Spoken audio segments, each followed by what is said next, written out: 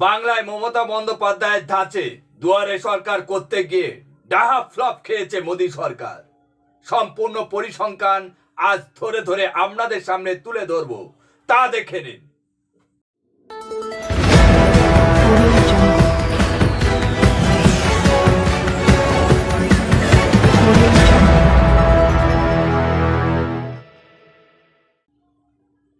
সবাইকে শুভেচ্ছা ও ভালোবাসা জানিয়ে আমি আফতাব হালদার আজ শুরু করছি দেশের খবর।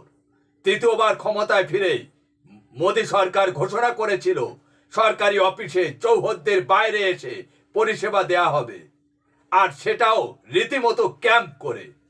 নরেন্দ্র মোদী এবং তার প্রশাসনের এই ঘোষণায় রাজনৈতিক মহল মমতা বন্দ্যোপাধ্যায়ের দুয়ারে সরকারের ছায়া দেখতে পেয়েছিল। তাতে অবশ্য একেবারে পরোয়া করেনি কেন্দ্র। প্রধানমন্ত্রী নরেন্দ্র মোদী খানিক স্ট্যান্ড চেঞ্জ করা পছন্দ করেন। সেই মাফিক তৃতীয় ইনিংসের শুরুতেই এই কর্মকাণ্ডের জন্য 100 দিনের ডেডলাইন দিয়েছিলেন তিনি বলেছিলেন তার সরকারের প্রথম 100 দিনের কাজ, তার এই প্রধান অঙ্গ ছিল দুয়ারে সরকার। না, এখানে একটু ভুল কথা হয়ে গেল, ওটা মমতা বন্দ্যোপাধ্যায় হিট কর্মসূচি, আর নরেন্দ্র মোদীর নাম দিয়েছেন জনচৌপাল। আর এই প্রকল্প ডাহা ফ্লপ করেছে। তৃতীয়বারের জন্য রাজপাটে এসে প্রতিটি মন্তব্যকে সর্বমোদী পরিকল্পনা তৈরি করতে বলেন প্রধানমন্ত্রী নরেন্দ্র মোদী।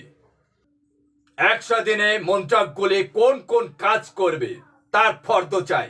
সেই প্রেক্ষিতে ক্যাম্প করে এই পরিষেবা প্রদানের উদ্যোগ নিয়েছিল ভারতীয় ডাক বিভাগ অর্থাৎ পোস্ট অফিস। লক্ষ্য ছিল দেশে 5000 এমন শিবির হবে, আর সবটাই কম বেশি প্রান্তিক এলাকায়। দেশের নানা প্রান্তে কেন্দ্রীয় সরকারি পরিষেবা সংক্রান্ত প্রচার চালাবে এই শিবিরগুলি। এছাড়া সাধারণ মানুষের যদি কোনো পরিষেবা প্রয়োজন থাকে তাহলে তারা এই ক্যাম্পে থেকে তারা সব পরিষেবা পেয়ে যাবেন। মূলত পোস্ট অফিসে মানুষ যেসব সুযোগ সুবিধা পেয়ে থাকেন তার উপরে জোর দেওয়ার পরিকল্পনা হয়। সরকারিভাবে জানা গেছে 5000-এর লক্ষ্যমাত্রা থাকলেও বাস্তবে চৌপাল হয়েছে তার 3 গুণেরও বেশি, অন্তত তেমনই দাবি করছে কেন্দ্র সরকার। এই চৌপালের সাফল্য কতটা জানেন তা বলছি শুনুন। পোস্ট অফিস সূত্রে যেটা পেয়েছি আমরা সেটা হলো 16014টি ক্যাম্পে সব মিলিয়ে হাজিরার সংখ্যা ছিল 9,31,541 জন। কি বললাম? 9,31,541 জন। অর্থাৎ পাকাপোক্তভাবে যদি হিসেব করা যায় তাহলে দাঁড়াবে একটা করে শিবিরের পিছু 60 জন করেও মানুষ আসেনি।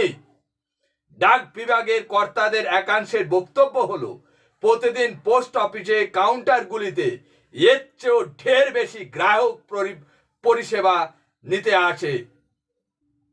অথচ ওই ক্যাম্পের সাফল্যের লক্ষ্যে ডাক বিভাগ কর্মী অফিসারদের ফরমান দেওয়া হয়েছিল কেন্দ্রের জন্য চৌপাল উদ্যোগের সম্পর্কে প্রত্যেককে তাদের সামাজিক মাধ্যমে প্রচার করতে হবে। ফেসবুক, এক্স হ্যান্ডেল, ইনস্টাগ্রাম বা হোয়াটসঅ্যাপের মতো ব্যক্তিগত পরিসরে সেই প্রচার চালাতে হবে। আমার প্রশ্ন তো এখানেই, কেন ব্যক্তিগতভাবে সরকারের মাহাত্ম্য তাদের প্রচার করতে হবে? এই প্রশ্ন শুধু আমার নয়, সব মহলে এই প্রশ্ন উঠেছিল। কিন্তু দিনের শেষে গোটা উদ্যোগটাই যে মাঠে মারা গিয়েছে তা পরিসংখ্যানই বলছে। মমতা বন্দ্যোপাধ্যায়ের যে সামাজিক প্রকল্পগুলো সম্পর্কে বিজেপি হর্তাকর্তারা লাগাতার কটাক্ষ করে থাকেন, কিন্তু ওই একই ধরনের প্রকল্প করতে গিয়ে কেন্দ্র সরকার ডাহা ফ্লপ করেছে বললেই চলে। এইবার দুয়ারে সরকারের সঙ্গে জনচৌপালের তুলনা করছি, দেখে নিন। দুয়ারে সরকার শুরু হয়েছিল 2020 সালের ডিসেম্বরের 1 তারিখে। 8টি দুয়ারে সরকারে প্রায় 7 লক্ষ ক্যাম্প হয়েছে। সেখানে পরিষেবা নিতে এসেছিলেন 11,40,00,000 মানুষ। কত বললাম? 11,40,00,000 মানুষ পরিষেবা নিতে এসেছিলেন। পরিষেবা পেয়েছেন 10 কোটিরও বেশি মানুষ। কত বললাম? পরিষেবা পেয়েছেন 10 কোটিরও বেশি মানুষ। এটা হলো দুয়ারে সরকারের পরিসংখ্যান। এবার চলে যায় কেন্দ্র সরকারের জনচৌপালের পরিসংখ্যান।